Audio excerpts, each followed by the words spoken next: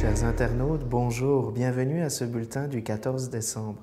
Demain, dimanche 15 décembre, vous allez trouver l'homélie du recteur qu'il a faite lors de la fin de la clôture de l'année de la foi, ici dans la grande chapelle du Grand Séminaire, le lundi 25 novembre.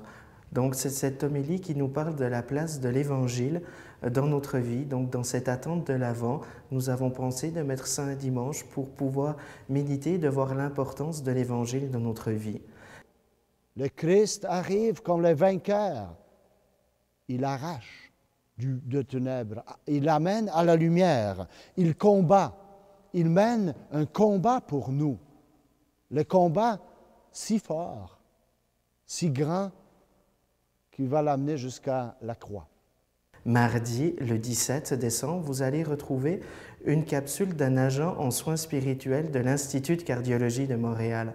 C'est M.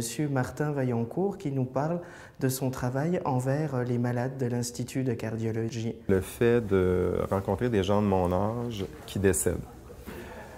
Puis je dirais plus particulièrement, parce que j'ai un petit bonhomme de 2 ans, je suis marié.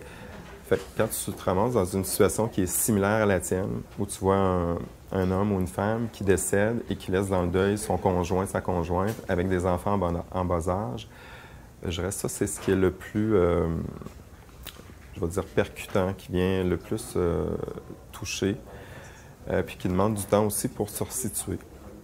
Et jeudi, le 19 décembre, vous allez découvrir une des centenaires des plus surprenantes, Madame Berthe Saint-Jean, qui n'en revient pas d'être arrivée à 100 ans et qui va vous parler de sa vie, mais surtout de sa vie de voyage. Vous verrez, c'est très intéressant et ça nous fait réfléchir.